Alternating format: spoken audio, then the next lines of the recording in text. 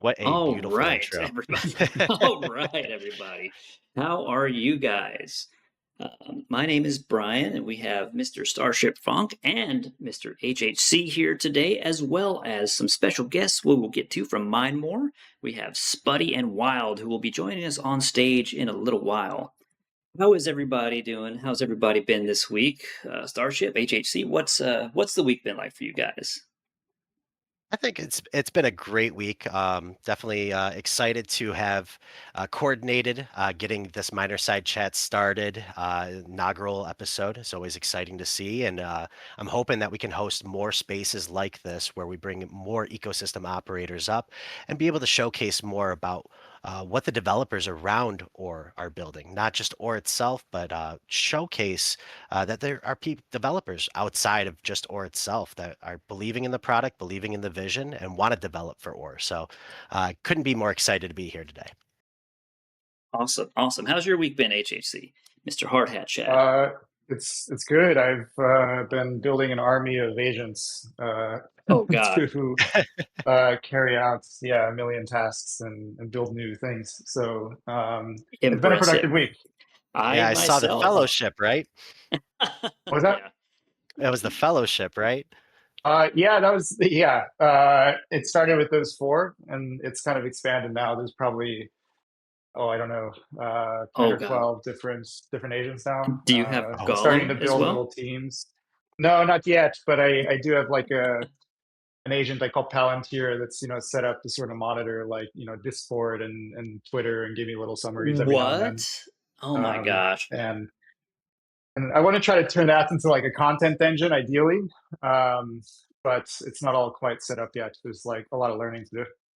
that's amazing. I have OpenClaw installed on this machine, but to date, I think I've just chatted with it in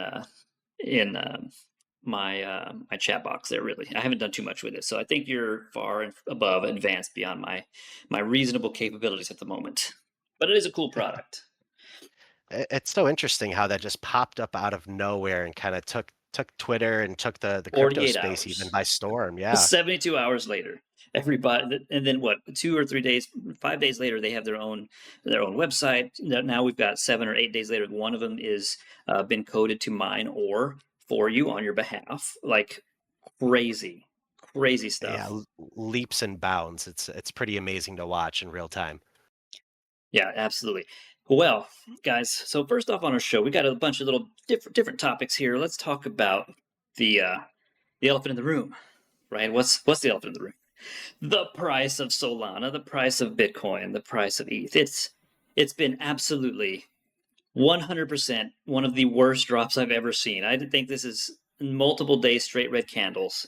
The prices of things are on fire, and just being tied to Solana itself, of course, ore is going to dip a bit, but I am proud to say that I have not sold a single solitary individual or crumb of an ore because You're this is one of keeping those your products. Oreos. Fantastic. They are staying in my wallet. I love the product, and I am really going to be iron handing this one. I can't even think of myself as someone who would lose this opportunity. That's how I feel about this product. Right? It's hit me right in the heart, basically. Um, Guys, so in case y'all don't know, y'all might have seen me around in the chat. Just a quick info for y'all guys. My name is Brian. I am not the oldest member here. I'm pretty new to OR, but the concept of OR and the concept of the based dev, the VC free, pre-sale free, no vesting cliff product, the fair launch, all that is something that speaks to me, and I think everybody here would agree that that speaks to you too on some level. The product is a breath of fresh air in crypto, and it's hard to find those these days. Very hard. So that's where my motivation is, and that's why I want to help with the OR ecosystem. And we'll be doing some more of that, introducing more ecosystem later in the show. But really happy to be here. So in case you guys don't know me, I'm helping out. This is all gratis. I'm not being paid to do this. I want to help or succeed. And as does Starship, your community manager. So guys, we are so happy to do this today. Absolutely. Yeah, I mean, it's really exciting to bring everybody on board and talk a little bit more about what's going on with OR, talk about the product, and talk about the ecosystem at large. I think there's a lot of people in the audience I'm seeing today that are big believers in the ecosystem and the vision itself. So I'm excited to get right into it. All right. Well, perfect. Let's go over some ore updates courtesy of Zen Research, right? We've got this wonderful Twitter account. If you're not following Zen, it's at Zen Research here. Be sure to follow him. He is a very helpful guy in the ore community, putting together the Mineshaft Weekly. So, if you weren't aware last week, or maybe it was the week before, the weeks are blending into me because of all the things going on in my house. That's a separate story. But the Motherlode hit the all-time high of blessed 777, the holy number. Un Unreal that it went as far as it did, and Life how is many a people meme. ended up chasing it.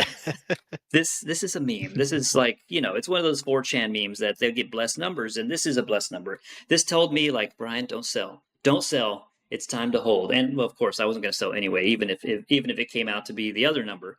I wasn't going to sell either. But yeah, that was pretty amazing. We could take a look at the day that happened. It looks like the 27th of January, I guess. Look at the revenue for that day, 337,000 USD. Okay, and this is from Dune N2S Capital /or. So y'all can't see the URL there, but I'll post it in the chat. This is a very helpful page. We can see how OR is performing, and there's quite a few of these pages actually. There's quite a few really good OR summary pages, or.fyi, the mine, this next one here, the mine, we'll get to that. But that's crazy. That is a lot of revenue. And of course, the market crashes, so revenue slows down a bit. But whenever What's the great OR about that mother lode, revenue, though, is I mean, it was like a top 5 revenue that day, I believe, for either all of Solana or all of the crypto ecosystem for that day. yeah, it could have And been a slow that's week, but not for OR. yeah, yeah. Even on a down market, Or was able to capture that much revenue into the protocol itself and use it for buybacks and staking yield, which is just a fantastic thing to see. Yeah, this product is making more money than some entire ecosystem, some entire chains, right? So OR is inevitable.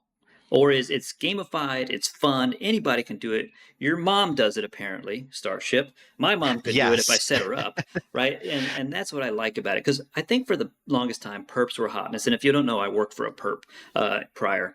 And there's such complicated beasts, man. They're very complex, very hard to grasp. And then you need advanced user to do a trade on a perp, right?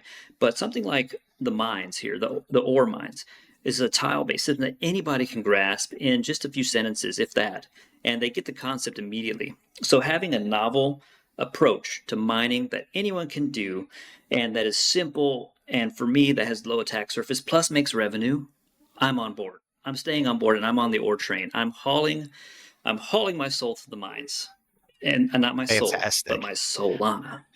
Yeah. All right, all right. Enough shilling, Brian. We Oh we God, get I'm it that you love excited. Or. I do. So should we go into what's going on here, right?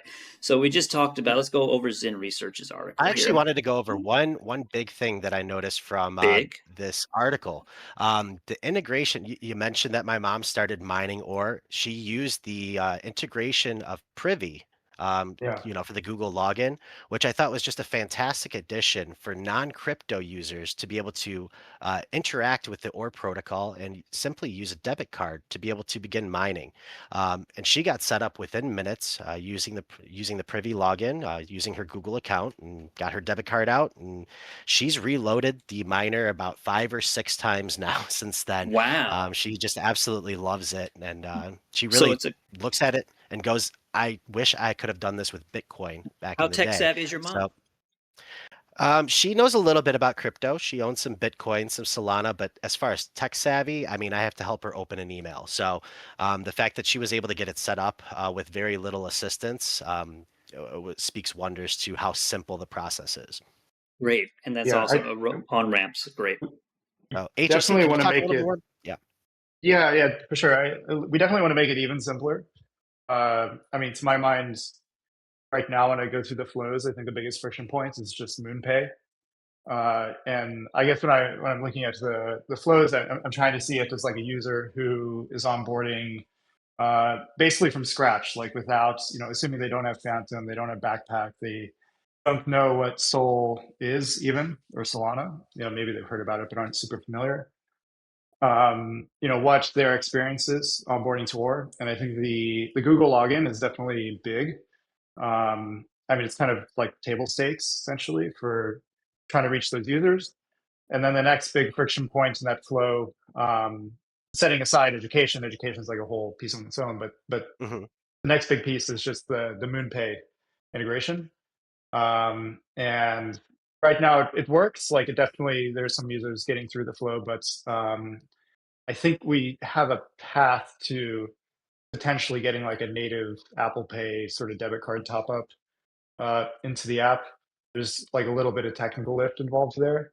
Okay. But that's definitely the long-term plan is to try to make it as one click as possible, such that if you have a debit card, you can get into the mines and start mining within just a few taps, essentially. That's Um, fantastic. Yeah, that is Are you good. ever planning on an integration as well, where somebody ends up on the Ore.supply website, for example, and not only is able to purchase to mine, but also can purchase ore directly through something like Apple Pay? yeah, we could do that for sure. We used to have a trade page on like one of the old versions of the app where it was just a wrapper over Jupiter. And Okay. so it assumed that like you were bringing your own wallet and had some Sol or USDC that you were swapping into Ore. But we could, once like the Apple Pay stuff is set up, um, yeah, like put that on top essentially, and then you'd be able to go from debit card to Ore in a click or two. Fantastic. Um, I wanted to definitely talk to you a little bit more about the features that you rolled out in January. I thought that Sure. that was a huge month for Ore in general. Obviously, the Privy integration was one of the updates. That was kind of my weak version of a segue, let's say. I do know that one of the big things that you pushed out was the privacy features of Ore. Did you want to talk a little bit more about how that rollout came to be, number one, and what have you seen as far as network effects or protocol effects for Ore from that update? Yeah. So we've been thinking for a little while that like we wanted to integrate some sort of privacy pool, integrate Ore with some sort of privacy pool. It wasn't clear exactly which one. Like there's a bunch of options on Solana.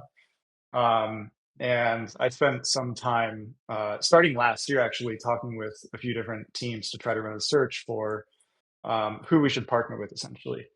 Um, Spent like a very brief amount of time kind of asking the question, should we build this in house? But I kind of came to the conclusion like that technical lift was like outside, my expertise and the team's expertise, and it wasn't something that like we were really experts in, particularly like the ZK knowledge. And it's something we could learn, but like that takes time and is going to delay a bunch of stuff. So we sort of decided to partner with the team, ran a search, talked to a bunch of teams, and Privacy Cache stood out. Frankly, it's like basically the one team that was both live, open source. Um, they had been, I think, like 10x audited at that point, and they had formal verification on the contract. I had opened it up and gave the contract a read through, and they wanted to move quickly, like basically getting the Ore integration live by mid-December is what we were sort of targeting initially. And then when we told them about their sort of LST plans with Store, they thought that was really great as well. And on top of it, I think they at the still even had the largest sort of USDC and Sol shield pools on Solana. So they were just the team that kind of stood out the most, and also came through a recommendation from Mert, who has spent quite a bit of time like looking into some of this privacy technology. And so everything just kind of aligned to partner with them quite quickly. The integration itself was rather straightforward. They have a front end SDK. Mhm. Claude makes it very easy to Oh to no. integrate, and um, and so we got the Ore stuff live, and then the feedback from the community was like, we want to earn yield on the assets that are in the privacy pool. So that was where we thought it made sense to sort of take the LST project off the shelf that we had been discussing for I think like many months by that point, Oh, wow. and like threw that together rather quickly to create the store STOR token, which for those listening is just a what we call a liquid staking token. It's effectively a wrapped version of staked ore. So you can hold staked ore, but then still use it in DeFi protocols and privacy protocols. And so once we had Store live, I think Privacy Cache team had a shield pool up and running within like a few hours, basically, and um, so we launched that. And I think at the time I haven't checked the numbers for a little bit, but at one point I know the TVL had crossed 2 million. I'm sure with recent price action, it's like a bit lower than that, but it was definitely, and I think still is, the largest shield pool on Solana. So if you're trying to move funds in a private way on Solana, like the store pool is the one with the highest TVL, or what's regarded as like the largest confidentiality set on Solana. So that provides value in that way for users. Super Yeah, nice. it's super cool. Yeah, I know I've used it a couple times, and I've even challenged some people that I know are in that kind of space to try and track down the wallets. I definitely followed those golden rules to make sure that you're sending even amounts, spreading out the transactions, all that kind of stuff to ensure that it's a little bit more private. And they were not able to track it, and I was super shocked because I thought it was kind of a gimmick at first. So with me being the way that I am, I always like to get my hands dirty and try things out. So super excited to see that Ore has this kind of integration. I know that you've built this partnership with Privacy Cache, and I know that there's been some concerns in regards to Privacy Cache. It sounds like obviously they've been well audited and everything. Um, could you explain a little bit more? I know that they were talking about, some people had some criticisms about the fact that their program is upgradable. My understanding that's not a concern for you, correct? It's not a concern for me, no. I have a preference. So I guess I put it this way: like I think all contracts should definitely be open source at the very least, Mhm. as much as possible. And there are definitely some integrations that say, I think like the Camino team, for example, or Jupiter is like these contracts are not open source, and that's unfortunate. But like we still work with them either way because it's like, how do you not, Right. And but those are contracts that are both closed source and upgradable, and they hold many, much more funds at risk than I don't know the Shield pool does.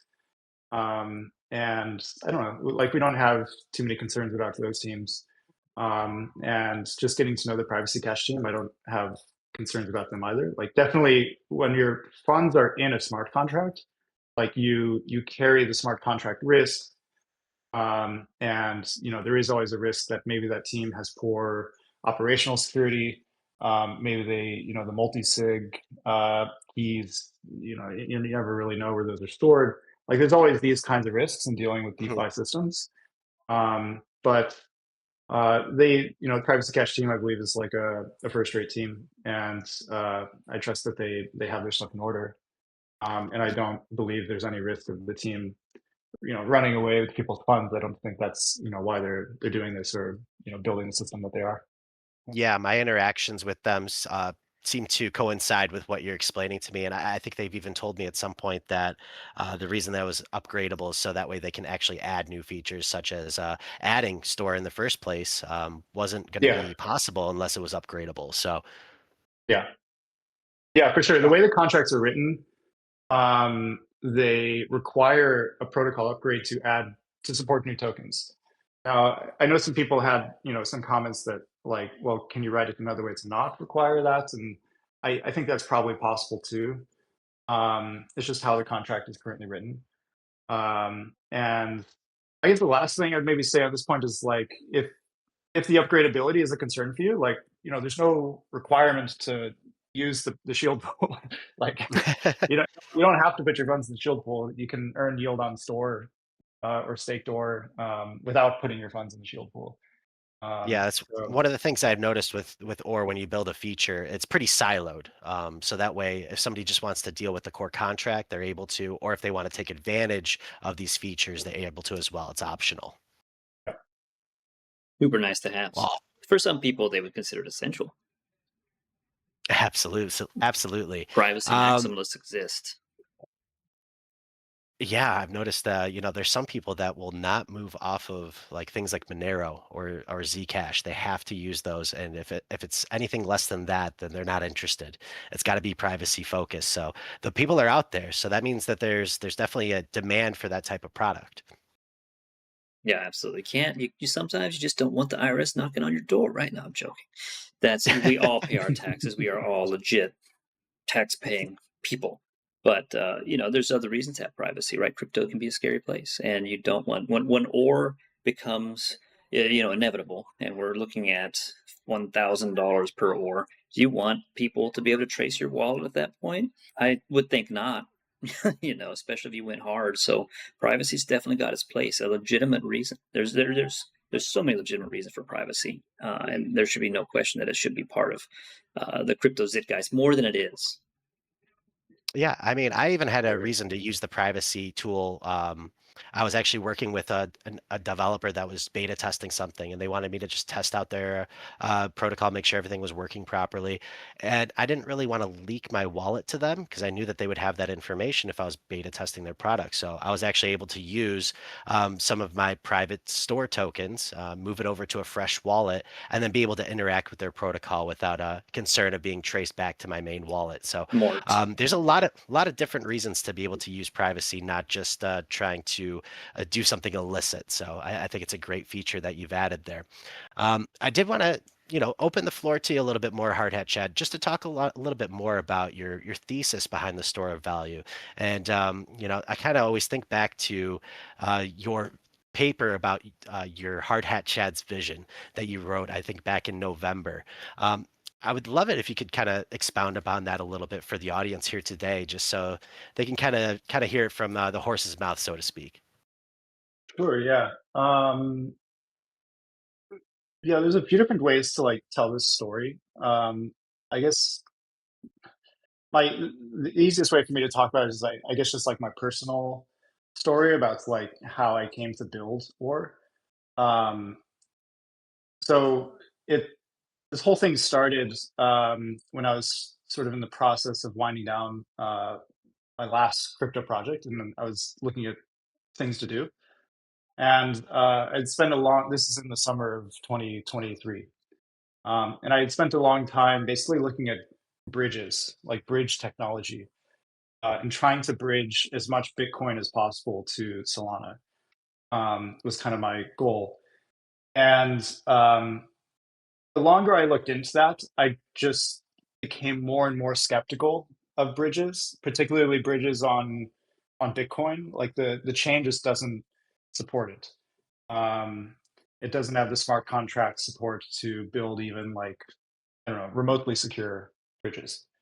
You more or less like you can get wrapped Bitcoin on Solana or on these other chains, but you essentially are trusting a party like Coinbase, for example, to custody the actual like Bitcoin assets for you, and then they issue a Bitcoin IOU on Solana, so CBBTC, for example, Hmm.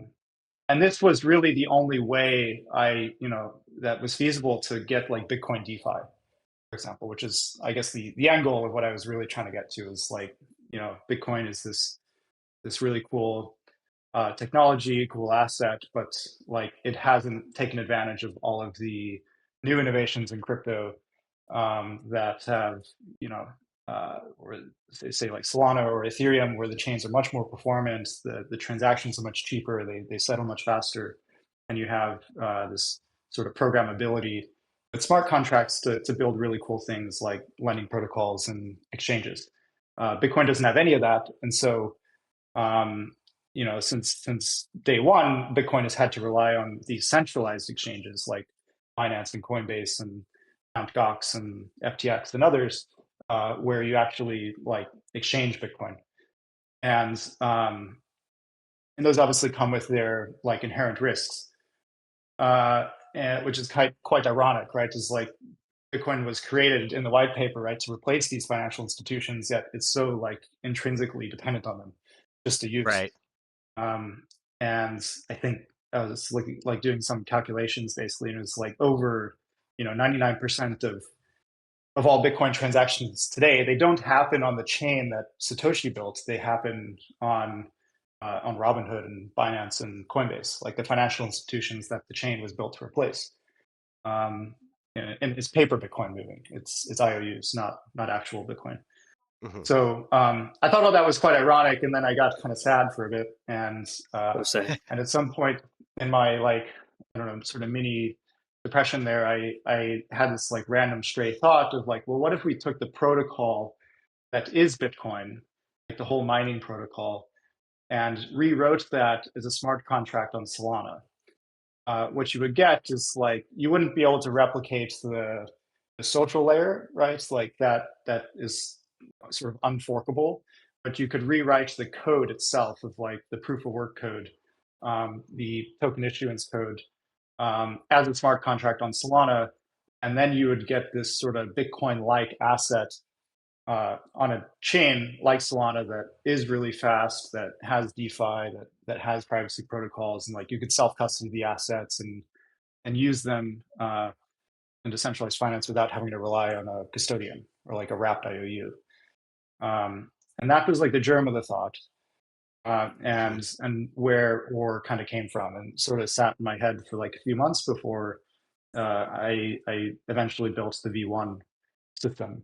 And then I think since then, after launching the V1, the main sort of challenge and all the various iterations that Aura has gone through is like, okay, well, this German idea is like kind of cool, but like there's a lot of practical sort of like challenges around how do you like retain value in the token, and how do you make the system more accessible to to retail users, to regular users that aren't as deep or technically inclined, that like so that they can mine on their phone while they're on the go, because I think that's quite key to essentially getting distribution and rebuilding that social layer that makes the asset what it is. Absolutely. So, yeah. I know some normies that got caught up in there was a very big coin that people mined on their phones, and I thought it was going to just crash and burn, but it actually launched at quite high valuation and then crashed and burned. So normies love mining on their phone. And I can't quite recall what it was. It was something recent, and it didn't have any points. It was something that people actually mined on their phone, and of course it's dead now. But this was like about 2 years ago, and a lot of the people I worked with were doing this. So, or could fill that gap, right? If it's more legitimate and has more staying power than some of these other products, then Or can definitely fill that gap and be something that normies are excited to play with and to mine and to hold. Yeah, for sure. Absolutely. Oh, go ahead. No, that's the vision for sure. Is that like it has to be consumer friendly and sort of gamified in a way, I think, to reach the critical mass of users that is necessary to bootstrap an asset like this. And if it's not approachable and not accessible, then it will stay similar. And so we need to try to, I think, get the token into as many hands as possible. It's like the big mission.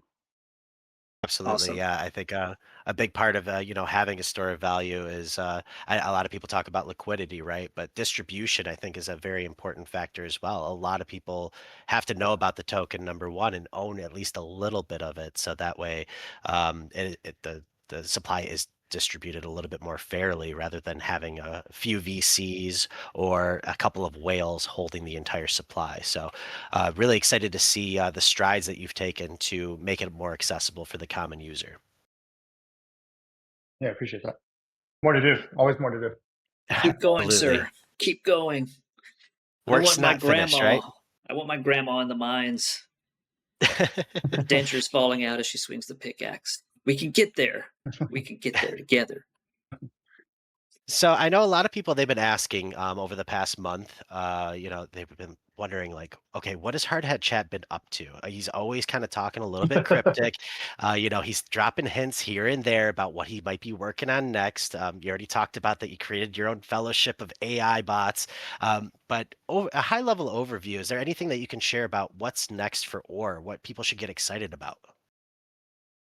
Yeah, I don't want to tip my hat too much, but I think I'll say this: like, I think I've long had a thesis that uh, like crypto and non-fiat assets like Bitcoin or ETH or Sol or for that matter, like they're not competing on a level playing field with the fiat world, right? Like, um, it's not just a matter of acceptance of like, oh, does like this restaurant accept Bitcoin or do they accept, or it's like there's a technological rails issue where like the restaurants that like you want to pay with crypto, like they don't even have a wallet, like they're not on chain at all.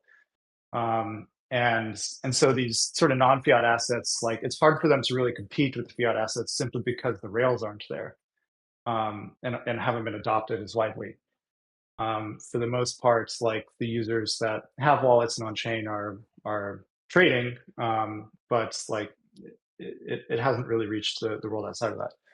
So I think in order for like the non-fiat assets to compete with the fiat assets, like the we at least have to level that playing field. And I think the way to do that basically, and this is going to seem cliche at this point if you're on crypto Twitter, but like is stable coins effectively. Um, like stable coins are the thing that's driving new user adoption and getting wallets into people's hands and getting the rails integrated into businesses and consumers, households like around the world.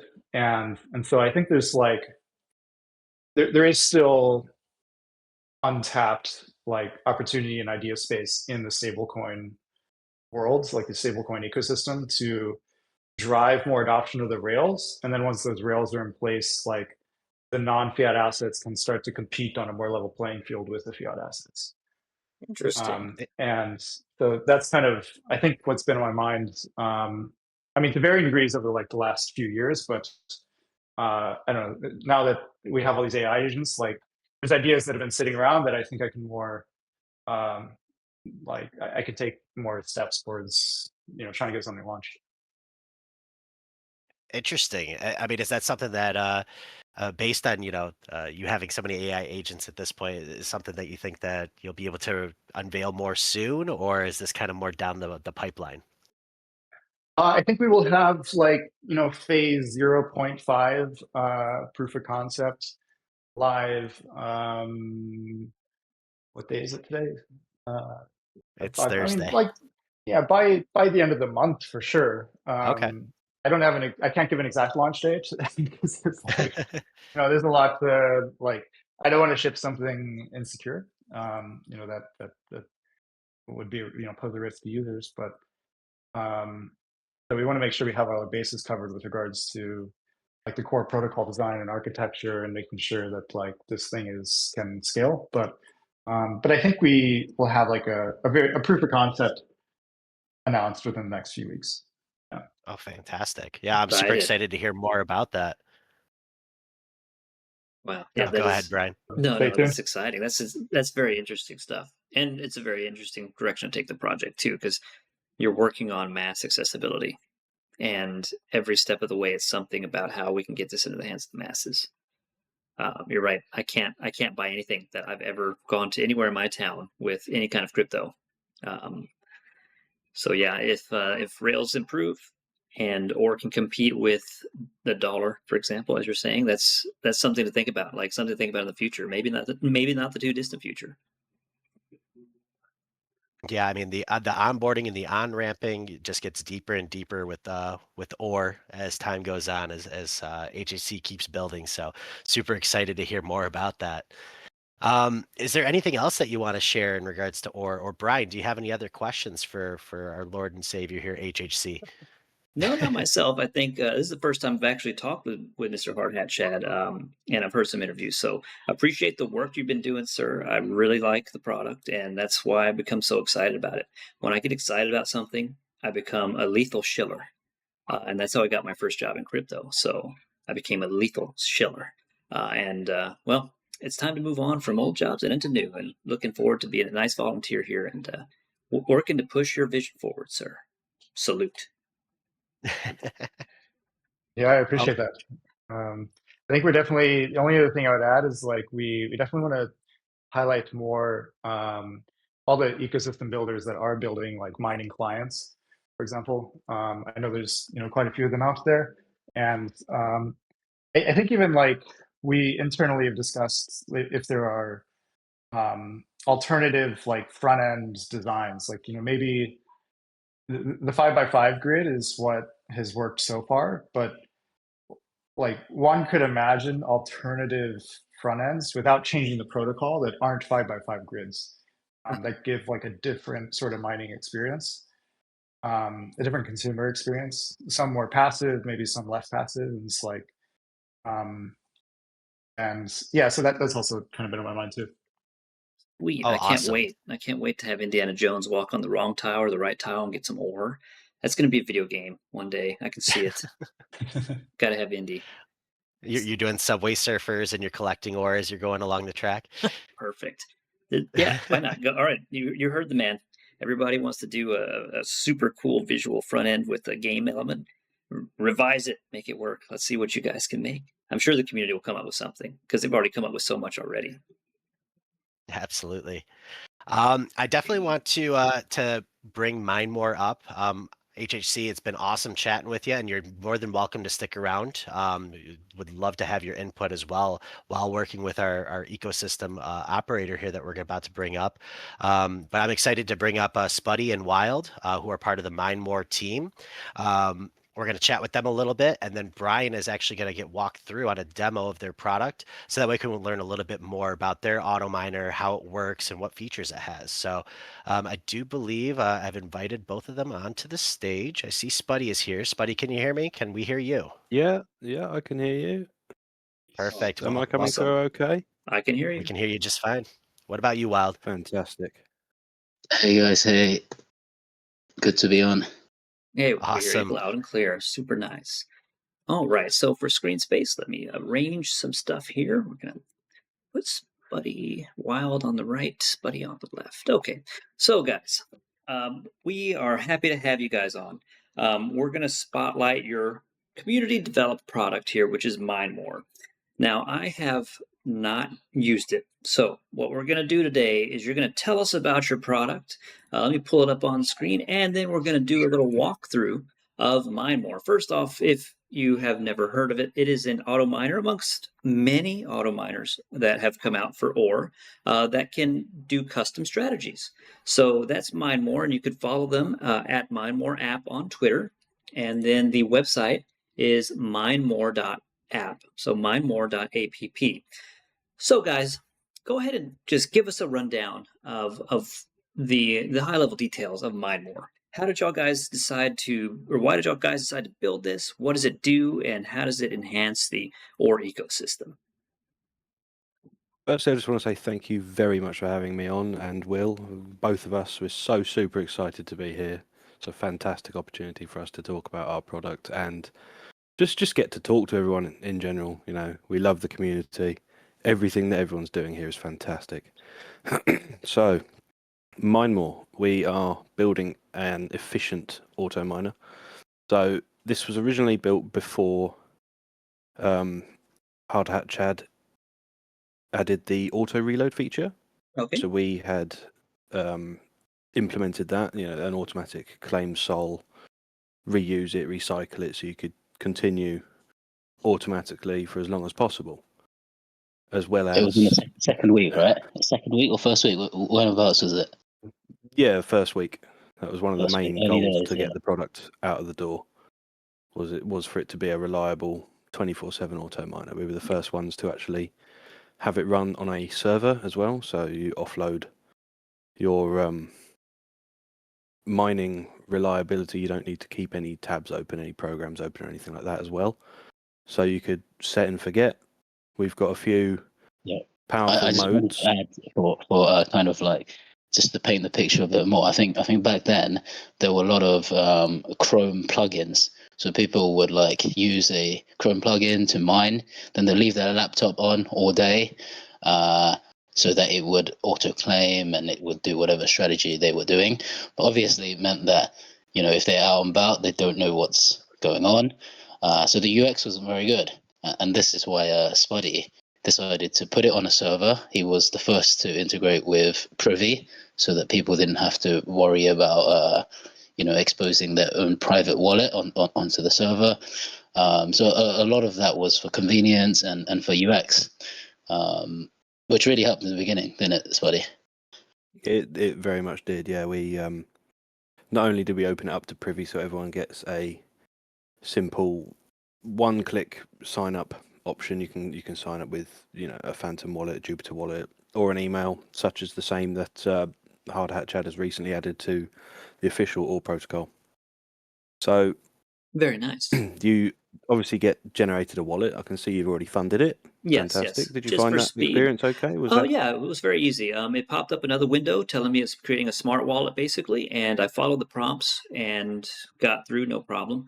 And then, of course, it told me I had 0 OR balance, so it generated me the address, and I sent it 1 OR from my Exodus wallet. Overall, that was very simple. It looks like a smart wallet system. Thank you. So there's been a lot of work building, the UI and UX. So since Will has come on, he joined me maybe a couple of days afterwards. I put the product out, and Will saw that there was potential. There was definitely potential. If you go back through my first posts on X, I'll be honest, I had a terrible user experience with it. It was really clunky, really blocky, and Will came on and offered his genuine experience in building user interfaces and user experience, user endpoints for things like these.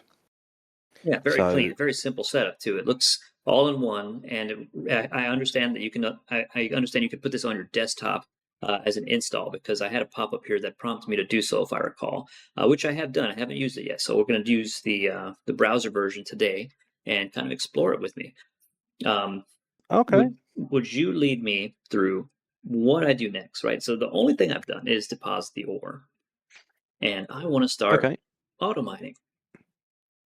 So what you want to do is hit Smart Auto Miner. All right. Now, that's a fairly clear prompt. Yeah, it says to do this, so I'm going to create. So yeah, I'm going to call this a primary miner. And this is so Brian, this is your first sub account. So the way our system works is that this is the first one for you, but if you want to run many different strategies in parallel, you can create another one and do that at the same time. So we're creating one, but we can make a whole swath of different strategies for different scenarios. The mother load getting too big, or you have one strategy, or one that just constantly mines when the cost basis to mine an ore is cheaper. So you can do multiple, and it'll all run concurrently, you said. Yes. Yeah. Oh, that's amazing. It certainly will. So you can add all these different features. If you want to say deploy a certain amount when the mother load is above 400, let's just theorize that the mother load gets above 700 again. You can have a particular setup with some sol saved on the side just for that, so that if the mother load gets above 700, that one will deploy. I see. So they'll sit idle until the conditions are met. Correct. Very nice. So I see that the main menu here, the account, the sub account here, I have a sol deposit address, random strategy, and active. Tell me how you would set this up. Now, mind you, I only have one sol in here, so that's just for demo. But tell me what you go through this as to how you would, your preferences. How would you set this up? So we'll get you set up with our flagship product, the Smart Deploy system. So go ahead and hit Edit Settings for me, please. Yes, sir. All right. So under Mining Strategy, you change the drop down to Smart Deploy. Perfect. Smart Deploy. I'll read this description in case So, people can't see it. Compares mining break-even price versus market price. Only deploys when mining is cheaper than buying ore. Uses rolling average over configurable time frame. Skips rounds when buying is more cost-effective. That's pretty self-explanatory. okay, so if you're happy with that, we can continue. So what we do is we look at the production cost. That is the fees applied to mining, so the 10% loser fee that the buyback wallet takes off the top, as well as the 1% admin fee that goes towards, ore protocol development. Mm-hmm. Those two combined make up about 10.6% collectively. We take the total amount of sol deployed for that round. We calculate the 10.6% of that, which gives us our production cost. As long as the value of ore is greater than the production cost, it is considered profitable to mine. Now, during the start of MineMore, we had a few technical difficulties. No project ever gets off the ground without a few technical difficulties. I'm sure Hard Hat Chad will explain that as well. So we opted for a slightly different strategy. Instead of trying to optimize every round perfectly every time, we went for the averaging time frame system. So instead of looking at each round individually, we collect. So in your example there, you've got averaging time frame 10 rounds. Mm-hmm. We collect the previous 10 rounds, average across them, and then if the market price is greater than the previous 10 rounds historically, you'd mine. I see. You've also got a minimum EV filter. So that EV filter is the percentage that the market price has to be above the production cost. Okay. And your More max sol granular. per round and your max tiles per round. I see. Those are, we have the breakdown underneath, deploying X amount of sol. I see. Over 25 tiles, it breaks you down per tile as well. There Yeah, are so- motherload filters and the motherload hunter, which allow us to skip rounds if they're outside of your desired motherload values. If you don't want to deploy to any rounds that are less than 100 motherload, that's fine. You can skip those. If you believe that when the motherload is too high and it gets too competitive, you can also skip those. So you can have a middle ground where you're happy, say between 100 and 200. If you only want to play rounds that are between 100 and 200 or in the motherload, that's fine. You apply a motherload filter there. I see. Motherload hunter, that bypasses the EV filter entirely. So once you set it and deem that the motherload is high enough, you will continually deploy until you either run out of sol or hit the motherload. I see. That I myself typically run on a. I look for cheaper to mine myself, but those look very. Obviously we had some people throw down pretty hard on the last 777 motherload, so I'm sure you had some of your users using the motherload hunter functionality. Can you tell how many people were doing that on the last big motherload? It's not publicly available, but I can see that. Yeah, Awesome. on the server, on the back end, I can see how many people are using it. And were you happy with how many people were using it? Very. It was a very well Nice. utilized product. And Nice. we can go over a little bit later some of our analytics pages, and we can show you the power of some of the data that we've collected. And the Excellent. power of the MineMore community working together to build profitable strategies. Oh, right, perfect. Yeah, I just wanted to add very quickly to this strategy. So, a smart deployer does mention EV, but unlike some of the other auto miners, we're not trying to optimize for the best EV per tile or per 5 tiles. We're purely looking at it from a high level for the whole round. We're saying, is it worth it to play this round or not? And if it isn't, the algo will skip. And the reason we want people to skip is because we want people to last longer in the mines, so that their soul. So you've got one soul, you would probably last quite a long time if you adjust your settings right. But we believe that the longer that they are mining for, the more they can ride out the fluctuations in production cost, but also in market volatility. But also they also learn a lot more about the game mechanics, because people that just come here and blow their money very quick, they don't really learn and they don't understand what it's all about. So that's kind of the mindset we try to educate our miners when they come to us for help. Absolutely. We've seen people in the chat get a little confused sometimes about how this works, and some occasionally they'll blow an entire soul on one round, and they feel burnt. You feel a little butthurt when that happens. You don't want that to happen. So, we have education. We have all our community trying to educate people as to how it works whenever somebody pops in with questions. But sometimes you got to ask the question before you leap in. So having tools to help you walk through things are very essential.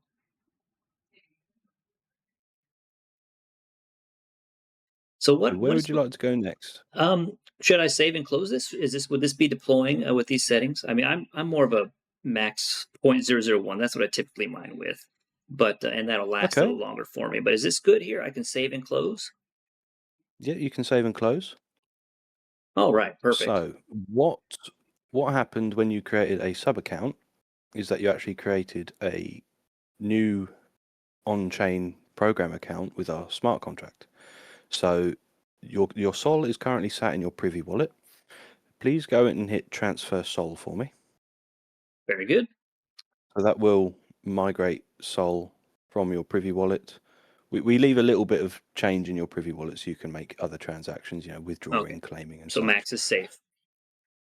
Max is safe. All right, transfer that. And this sub account is, and you can check it on SoulScan if you wish to do so. But this sub account is owned completely by your Privy wallet, so it's not going anywhere. It's not going anywhere else. It is. It's entirely owned by that main account that you own. That's very cool. I had a quick question about the sub accounts, if you don't mind me interrupting. So if I take my Privy account, let's say I export the keys, and I wanted to put it into Phantom, or just put it somewhere where I feel, hey, I have a little bit more custodial control over that wallet.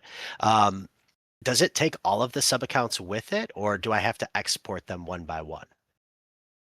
Good question. Because they're on-chain program accounts, they can't actually be exported. Okay. They will move along with your Privy wallet. But when you export your Privy wallet to Phantom, they are still accessible underneath. Okay. Gotcha. Yeah, I was always curious how the sub account thing worked, because it sounds super cool to be able to work within one wallet for all these different strategies. So, just having that clarification, I think is great. Will, I'm going to Anyway. hand over to you for a minute. I've got to be right back for a couple of minutes. Okay, yeah, all right. So yeah, you're doing really great, Brian. It's been amazing. Maybe let's press start and let's go and see what happens. All right, so this is the last step here. Once we created this, we transfer a soul, ready to start auto mining. All right. Good work. Okay, there you go. So at the bottom, you can see your balances. On the right-hand side, you can see the session has started, but that's not going to show anything until it plays for a bit. So if you scroll down a little bit, you can see the activity log shows that it started. So within a minute, or I can't see because I'm on my phone, but however many slots pass by, you'll see in the activity log what's happened. So you'll see your strategy play out minute by minute. And then the strategy analysis table, you can see what the algo is thinking. So it's got that green, yeah, exactly. So it shows you how many rounds you got left. Yeah, that's some high level stats. And then there's the mining versus buying comparison. And right now it says buy. So you're likely, based on your configurations, to play this round. And we'll see in a second in the activity log whether that happens. Now, Hard Hat kind of mentioned earlier how there's probably different front ends to present the game. It doesn't have to be a 5x5 grid, right? It could be it could be like Zara stepping on tiles. It could be very simple. It could be very complicated. You can see in our front end, we have consciously decided to remove the 5x5 grid. It was a very conscious decision. And why is that? Because at least from the way we see it, we always want miners to mine for a long time. We want them to last a long time, to ride out all of the fluctuations. And so when we felt in the beginning, when we did have a grid, it was a bit distracting for the users because they almost wanted to play it because of the grid. and that's okay. The official site lets them do that. True. But You put in your when they're lucky on number, our your one, lucky shape on the grid, and hope for the yeah, best. well, yeah, exactly. Your hot tiles, your cold tiles, that sort of stuff. That's all really fun. But on our platform, we're trying to train them to have a longer term mentality. So look at what the algo is doing. Okay, you can see it's probably deployed. I think you have an activity at the bottom. You can see what's happened, right? There's a session analysis on the right. So over a long period of time, that will gather data. It can tell you your luck, can tell you some statistics, but we don't show you the tile so that you're not really stuck here looking at it. You kind of should be like setting it and then forgetting it, and then come back later after a couple 100 rounds to look at the session analysis. Right now, because the numbers are low, there's not much to look at. But Yeah. Come a lot back of our community, a day later. This will be full of juicy statistics. yes, exactly. So this is the kind of time frame, the kind of mindset our miners typically have. They want to play 500 rounds, 1,000 rounds minimum, just to see whether their strategy is working, and then they might change strategy or they might tweak some things. And this is how the UI is designed. So you can see what the algo is doing. You can see the round by round events, and then you've got an overall session analysis for every time you change strategy or you change parameters. Wow, this is actually I like your thesis. I like the idea that the grid is gone simply because you want to let the system run with the strategy and not to be distracted. Because then somebody might want to change the strategy. They might see the random elements on a grid, jump from these different tiles, and maybe they lose a few and they lose their nerve. Like, this isn't working, and then they change their strategy completely. But over time, the strategy will play out because it's all statistics. It's all, in the long run, you're going to come down to the percentage of break even that you're going to get with the current mining conditions if you're in the mines long enough. So I like the thesis. Exactly. Yeah, and That's I exactly agree. it. Like, I definitely, that's why I do 0.001, right? It's over time. And mind you, this is my X Twitter streaming account. So this is my sub account where I mine with my PFP of Brian. So you'll see me. It doesn't have a lot of ore in it, but my main account, where I do heavier mining, this is very exciting to me. I think this thesis is very smart, and I'm very excited to try this on my other wallet for sure, with a little bit more Yeah. soul. Very nice, guys. So Yeah. tell me on the, those are some good features. I like the strategy. I see I can add another sub account here, so that's cool. I'm not going to do that just because I don't want to make things too complicated for everybody watching. No, But do it, Brian. do Add it. 100 Oh sub my god. accounts. Okay, hold on. Break the I'll just Starship system. make you made aware. me. Starship I'll made just me. quickly. Right. So It did work. Okay, I was just going to say that creating a sub account does cost a little bit of soul from your but I Privy used wallet most because of it you for are max. creating. Yeah. Oh, yeah. We want to Yeah. make sure that you don't So don't You zero owe me yourself money, out. Starship. You owe me money.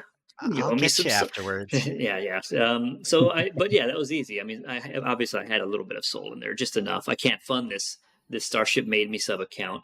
But I mean, it makes sense. This would be if I'm doing a smart deploy round sniper. I mean, you have a lot of Yeah. settings in here, so that should be good to go. Can you run me through the So, different Brian, deployments? when you open the drop down, people cannot see it on the stream. So go through them one by one. No, okay. So let me see. We have random, lotto mining, smart deploy strategy, the round sniper. I love snipers. Cheap tile hunter. Can you briefly tell me a little bit about some of those strategies? we'll touch on random quickly. That is effectively identical to the auto miner on ore supply. It just deploys. Okay. There's no EV behind it. It just does what it says on the tin. Perfect. So Lotto miner is again effectively the same. It's locked to 25 tiles and gives you a preset of a very low amount of soul per round. A lot of our users have found that using a Lotto account is not only fun, but it's actually quite profitable, because when you hit a top miner, when you get the solo ore, when you're deploying so cheap, the yield on it is huge. Absolutely. That's very smart. I did not think of this strategy at all, but you're right. 25 tiles, a tiny bit of soul. You still have a chance to get one ore every 50% of the time. That's That's pretty amazing. That's a good idea. I feel stupid for not thinking of this. On the on the actual or supply website, I could have done something really, really small. But this is here. This is here on MineMore, so it's easy lotto mining. Then Smart Deploy is what we did. Smart Deploy is the customizable strategy. Looks like that's what we deployed. Yes, that's our flagship strategy that most people use and most people have great success with. So let's quickly touch on Round Sniper and Cheap Tile Hunter. Round Sniper looks at tiles individually and buys the cheapest ones, which is, it also includes the ore value. The least crowded tile. So the least crowded tile, yes. It tries to maximize your ore output per tile in the most efficient manner. Cheap Tile Hunter, that doesn't pay attention to the ore value. It doesn't look at ore at all. It doesn't deploy very often because the board is quite often balanced by everyone. It has to see a significant difference between multiple tiles to try and maximize your soul return. So a lot of users also open a Cheap Tile Hunter strategy that deploy very little and slowly pile up more soul over time. That one does take a long time because the game doesn't present the opportunity very often. But when it does, if you've got a sub account with that setup on it, it's in there. That's cool. I love this. I love the fact that you can change, things that like lotto mining specifically. Something I never thought about. Yes, you could technically do something similar on ore.supply, tiny amount, massive amount of tiles. But because you kind of outlined how these function, I could just go here and choose one, or tell others about it and tell them, hey, look, if you don't want to chase the mother lode, or if you're not interested, or you only want to mine when it's cheaper, just go here, because he's already predefined some of these strategies. I like what I see, and I'm kind of excited to use it now on my own, for sure. This is, wow. I mean, I really like what I see here.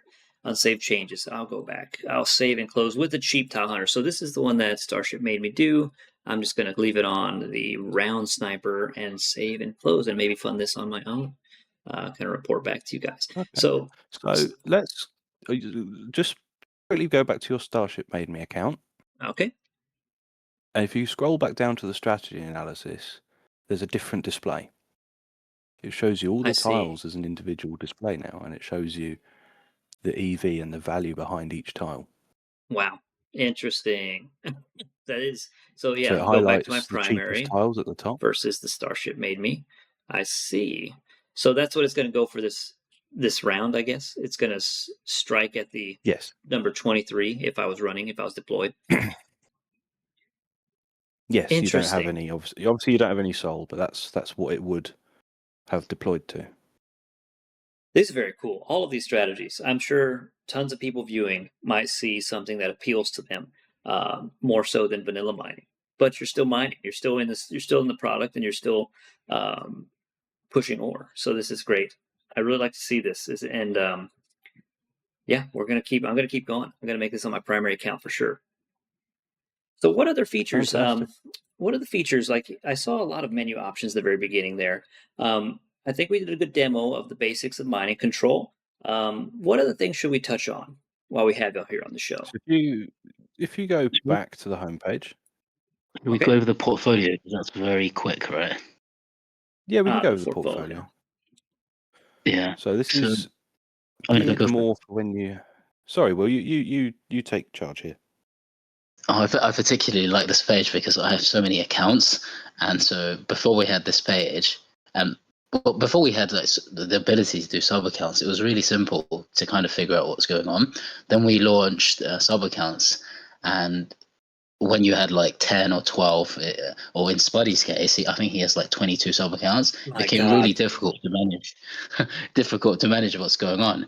So so the portfolio is a very simple concept. It's just an aggregated all-in-one view of everything that's going on across your different accounts. So you can see all your balances together, all your stats together. You got some pie charts to see where your money's at. There's also a bar chart, so you can see which accounts are making money, which accounts are losing money, so you can adjust your strategies based on that.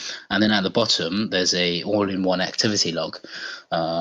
So you can see all your accounts firing at once for that one round. If you wanted to track, is it still performing? Has it turned off? So yeah, this is the basic idea behind this little page here. Man, this is sick. This is sick. I had stuff I would never even thought of. I thought of existing is right here in front of me. You guys are on top of it. So then you have the leaderboard. Can you mind telling me what this button does? I'm going to click all the buttons, unless somebody stops me. Click all the buttons. You give click Brian away to buttons your and he will heart's click them content. all. So this is a community leaderboard of MineMore users. You can see their P&L based on how much they've mined and effectively the efficiency that they've mined at. Now, I'm sure you're aware that the market has had a bit of a headache recently. Migrate. You can see at the top the ore price has fallen quite severely. It's now at $57. We have to calculate users' total profit and loss based on their production cost, their personal production cost, and what the current market price is. We don't know if they've claimed and sold or done anything else. We don't track any of that. That's for you to deal with. So we have to look at your production cost compared to the current market price. And so these So guys you a can few weeks see- ago were much higher P&L. Yes, we've had users in easily 5 figures when ore was over $200. We did have a screenshot of our leaderboard that's floating around somewhere in our own Discord that we also have. So, But when price recovers, You can assuming they see- held the ore, their leaderboard's gonna look fantastic. yes, Yeah, this is sick will too. do. Very So- nice. just a quick one. In the search wallet, please type 48A1 and you'll come up with my wallet. I So, have it, my sir. production cost, I've been mining for a very long time. My production cost isn't the best right now. You can open all my sub accounts. If you hit the little drop down button, you can see Whoa. the performance of each of my accounts and how much ore they've mined in total. You can see my Lotto miner. It's got quite a good P&L there for such a small account. That is nice. Well, so that's is your lotto miner the very basic strategy, the lotto strategy that we just went over? Yes. It has no other custom settings.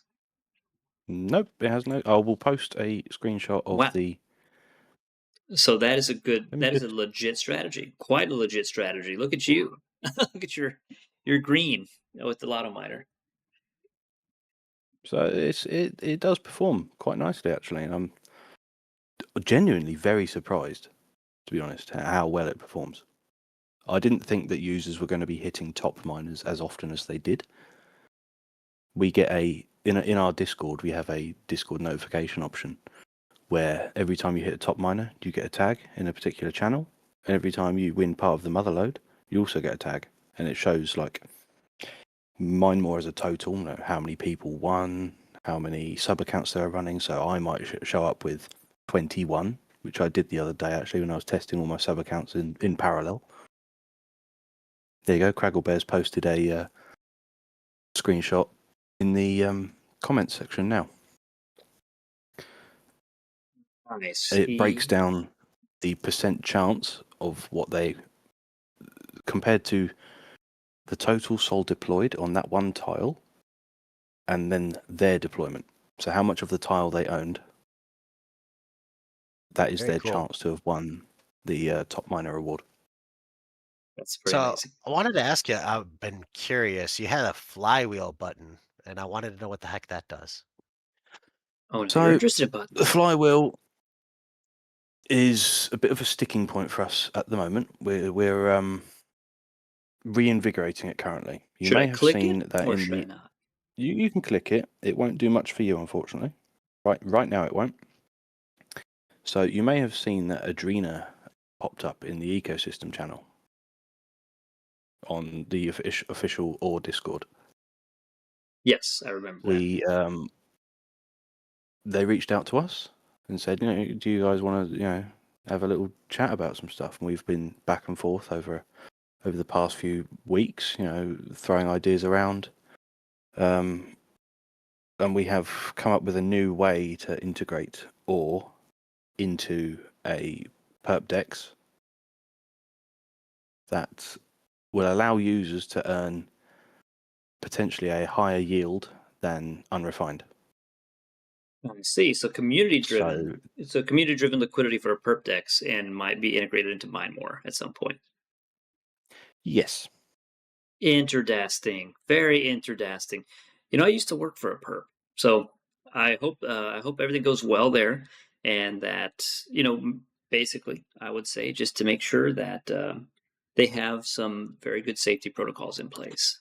Keep the ore safe. Keep it safe. Yes, of course. We have done our own personal vetting with Adrena. You must have heard of Adrena. Yes. So very interesting. So that's something that could be coming soon. Very soon, potentially. We've actually posted our proposal in our own Discord channel only a couple of hours ago after we finally agreed on several terms between us and Adrena, and we fought hard for our users. I gotta say, sweet. It's just more ecosystem expansion. Yeah. Spuddy, give me a second, just because I don't want to. I want to point out that the concept behind Flywheel is very important. So initially, it was we integrated it with Flash Trade, which is the different perp decks, and they also provided yield. But why do we want to provide yield for our users? And what problem does this really solve, right? So what we found is a lot of miners, they always end up losing, they always end up running out of soul, and then all their money is stuck in ore and earning the juicy refined yield, which is great, but they want to keep mining, right? Mm-hmm. And so the flywheel, and that's why it's called a flywheel, is supposed to give them an avenue to earn good yield.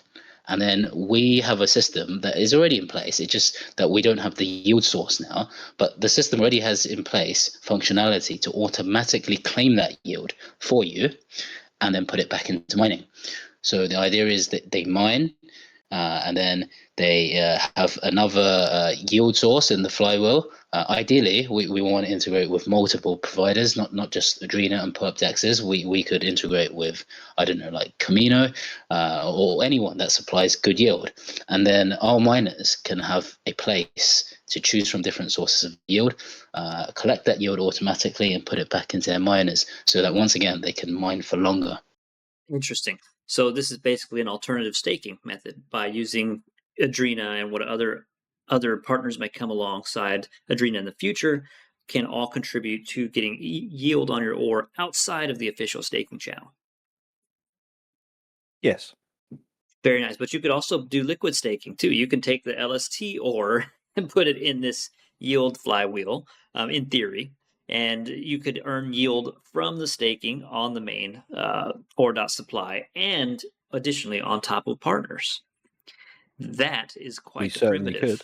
That is quite the financial primitive there. So it's leveraging. It's something like that would leverage, of course, LST. But I'm guessing right now it's just going to be plain ore, correct?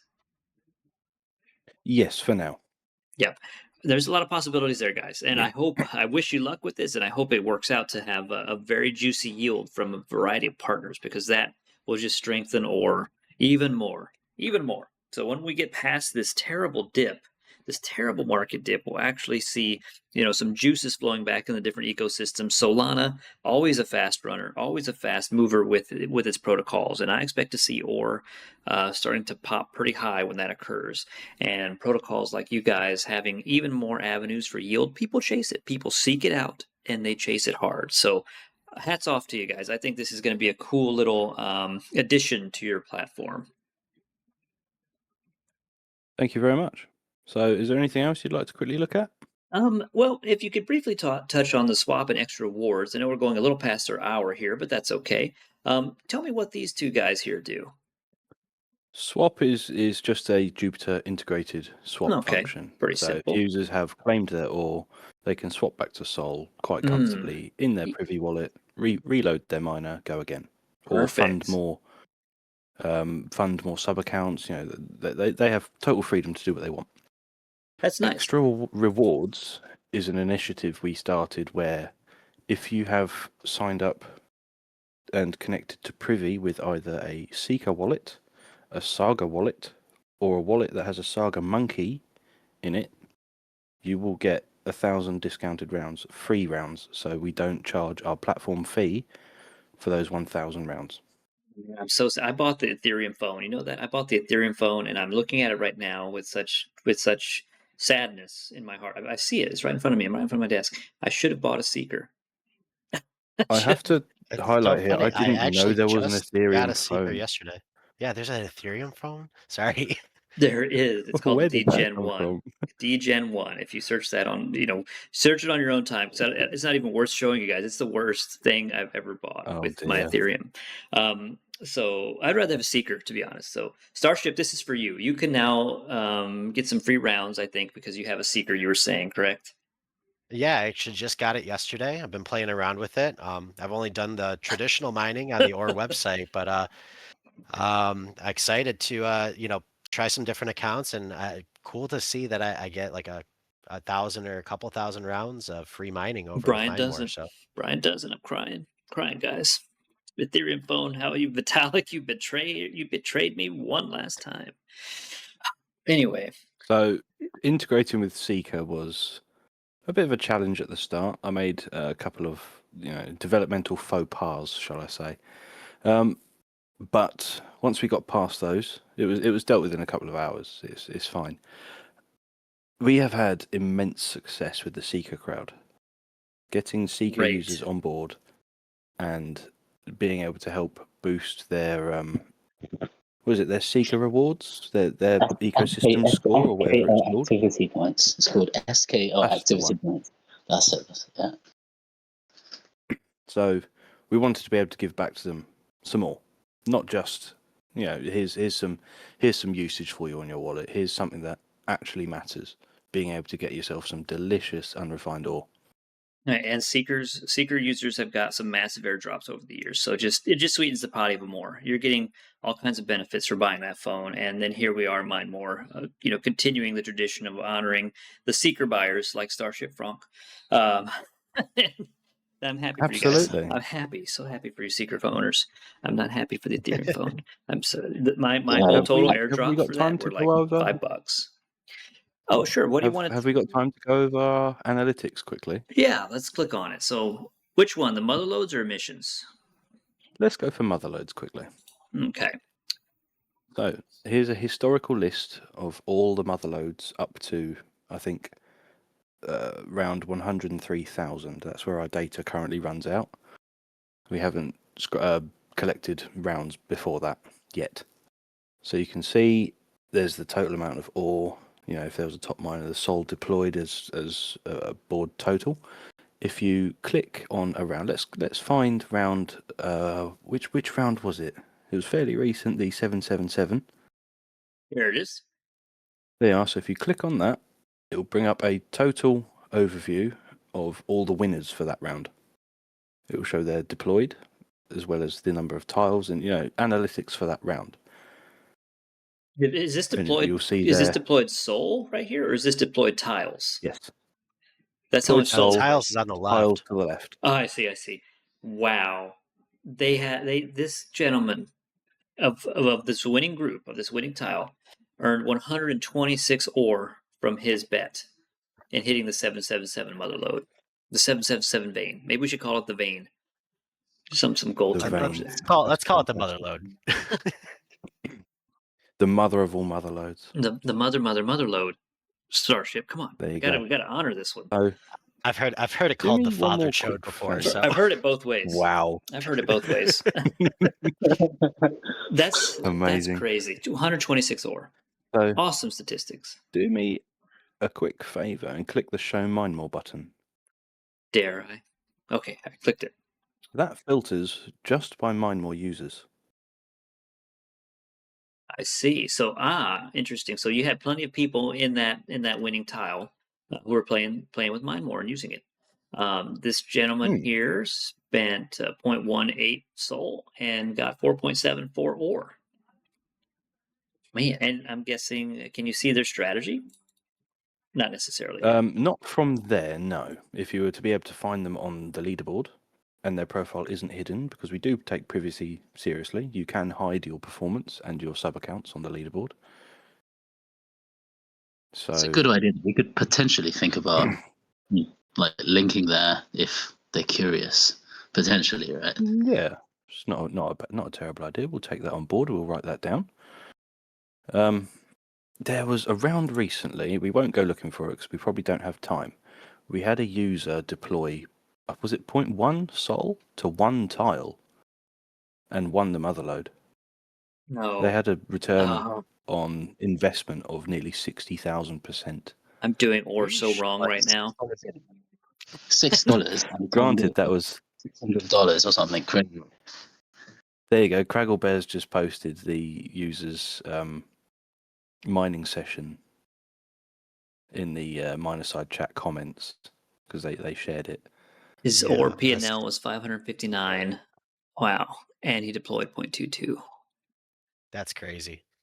Yeah, this is a good tool, guys. This is super cool, and you guys have built something pretty amazing here. I'm kind of shocked at how many features y'all have actually stuffed into this guy.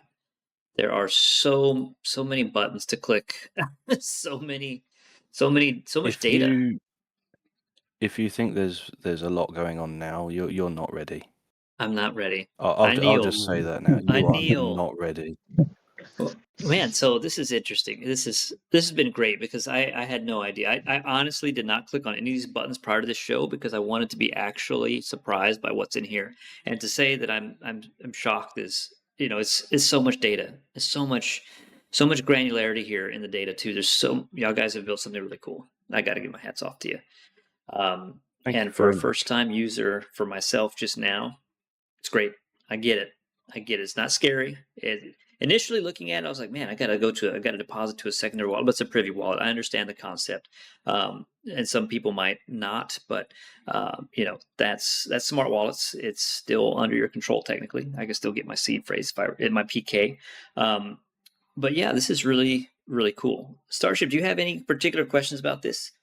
Aside from the fact that you get 1,000 free rounds on the Seeker? Yeah, I'm super excited about that still.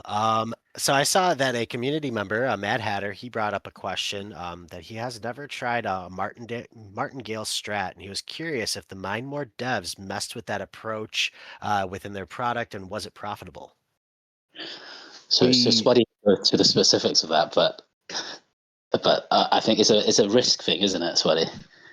Very risky. We touched on the fact earlier that users run out of sol. That's kind of the nature of the beast when mining ore. If you don't have, unfortunately, for a martingale strategy to work, you need an infinite amount of sol. That's just the numbers for it, unfortunately. Do you want to go over it? I'm sure we all love. So just to break down a martingale strategy, every time you lose, you double your bet. That's all the martingale strategy. And when you win, you reset back to where you started. So you reset to 1. Then you lose, you double it to 2. You lose, you double it to 4. And if you win, you go back to 1. That's great in the short term. It might work short term. But at some point, you're going to have a losing streak large enough that will wipe you out. That is why we've seen that martingale strategy has been brought up a few times, and we've opted against it because we don't want to present to users risky strategies that they might not fully understand.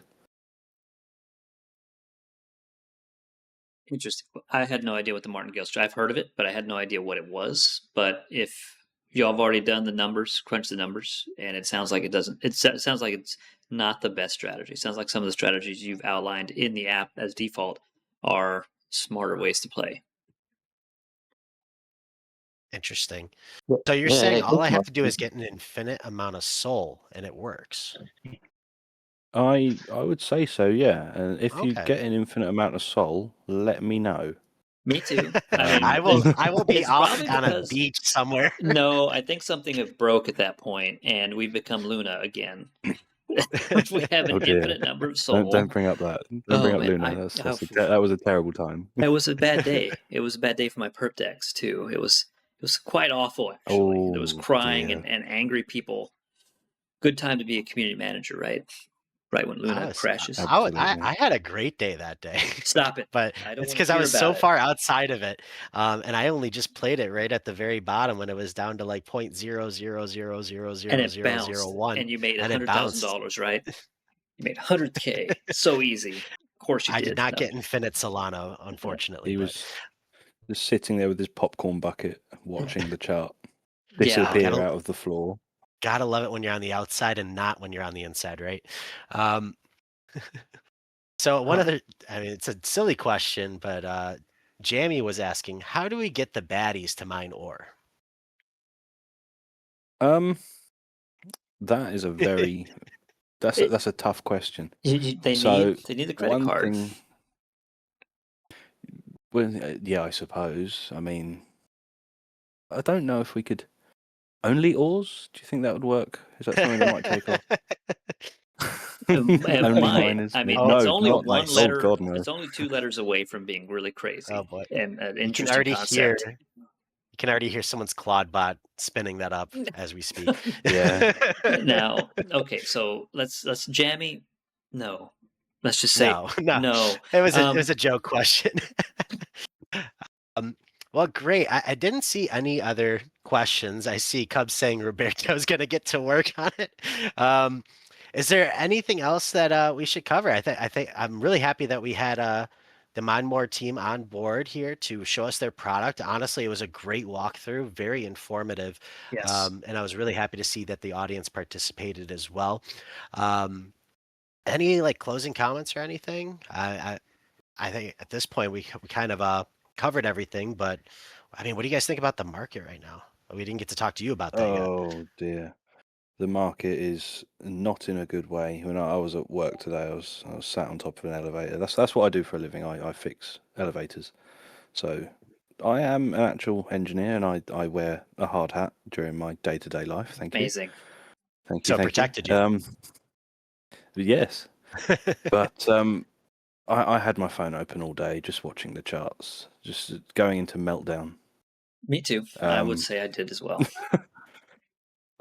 I'm waiting. I'm going to be playing a very dangerous game and try and catch the falling knife at some point. I think everyone's got to. You've got to be in it to win it, haven't you? Absolutely. Yeah. Yeah. I'm paralyzed with fear. I can't even do anything. Like every time I think maybe I should buy the dip, I don't, because I'm too scared to do it, and then it dips some more. I'm like, ooh, that was a good idea, Brian. Not doing anything. So it's been wild. It's been a wild ride. Again, I'm holding my Oreos, and I'm not selling them because I see too much potential here. And when this reverses, it's going to catch people off guard, and you'll think, oh, Absolutely. that's a false. It's not really going up, and then it just keeps going up, and you're like, maybe I'll wait for the dip, and then the dip doesn't happen where you think it's going to. It's just such a mess. And then for the tax burden, you want to hold for, at least for Ameriburgers, you want to hold for an asset for a year or more, and you get better tax treatment. So I don't want to swing my ore. I just want to mine and wait for better conditions, and I think we will get them. Crypto always bounces back. As someone. Oh, go ahead. I think the one big thing to look at is right now. I think we're seeing a lot of crypto like KOLs or founders or people who are very influential in the space. They're kind of taking an exodus, right? So we're really going to start to see that the people who are serious about building for the next gen or the next cycle, they're the ones that are going to keep their heads down. They're not paying attention to the price, and they're going to keep building. And those are going to be our products of tomorrow. I've walked through a few cycles at this point, and it always seems like we have that influx of people who want to build, but they don't really know where they want to build or what they want to build, or if it's a useful product. It doesn't need a token. And then suddenly when you see the money start to flush out, those people just start to leave in droves, and it leaves behind the really strong, capable builders that we need for the ecosystem. Absolutely. And the ones that are actually making revenue to keep themselves alive. That's important. Absolutely. So, I see that Dennis Darian has brought up, what plans do you guys have to get in retail to mine ore? Yeah, so HHC, if you'll go back and you'll watch the recording a little bit earlier, he touched on that. He is trying to, number one, he's got a secretive project that is trying to bridge an on-rail solution of some sort. It was very cryptic, but you can go back and watch it once we have the recording up, to essentially create some sort of an on rails like stablecoin type situation, that would make it easier for people to onboard. And in regards to like something that was a little more concrete, he was talking about integration of Apple Pay, to make it much easier for people to utilize the Ore.supply site to be able to use their debit card. He said that MoonPay was pretty easy, but having Apple Pay would be even easier. So, yeah, so That's how you get into the baddies' hands, Jammy. They all have iPhones. there we go. And Well, if they I can know make a little I'm side money, they're going to start mining. I know in regards to the market, I ended up actually buying more ore today. About another 3 figures of ore. It's like 140 or 150 more ore, something along those lines. And I'll keep Very nice. averaging down if I need to. So not a major purchase, but I'm waiting to see if market conditions improve so I can increase the position. Once again, been through these cycles several times, and if you find a capable leader or founder that's building a product that you believe in, you got to stick with your convictions. So So just before I go, because I have to head off very shortly. sure. Again, I just want to say thank you so much for having us on. Honoured, Thank you guys for truly coming. honoured to be here. Is anyone going to Breakpoint? Will and I will be attending Breakpoint in London this year. Myself, no. My passport expired, and I'm ashamed to say that. I will be in Miami for Consensus if anybody's going to be there. Starship, bonk him for that. I will bonk him. Do not worry. It's an off What camera if I bonk got though. what if I got my hard hat on? You can bonk me as many times as you want, but my hat stays on, and you're not going to hurt my noggin, Mr. Starship Fronk. Yeah. So unfortunately, Yeah. no, I won't be going to Europe, but I will be at the Consensus. Fantastic. Yeah, I've been considering Consensus as well. Breakpoint, I think, is outside of my scope at this point. But we'll see. You never know what changes over the course of what it's going to be, 11 months or something like that. So we'll see what happens.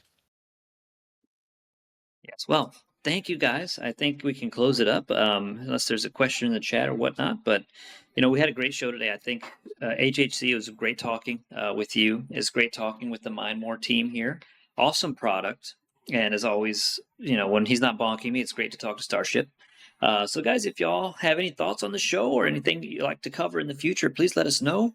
And we'll take your feedback and see where we can go with this, guys, because we want to keep the community informed, entertained, and delighted to be here with the ore product. So everybody, thank you guys. Thank you. Thank you so much. Everyone for coming Thank you, and guys. listening. Thank you for having us. And I Thank wanted you. to say Thank you one guys. last thing. This is not just our show. This is the community show. So let us know what you think and let us know if there's something we can improve on. We want to make sure that we get you all the information that you need. So Starship Fronk, signing off. All right, guys. Well, thank you, guys. Brian signing off too. Y'all have a great night, guys. Get some good rest. And thank y'all for everybody who joined us. This will be recorded. So if you didn't, tell your friends, and we'll have it uploaded somewhere soon. Thank you much, guys. Bye. Bye-bye. See you later, guys. Bye.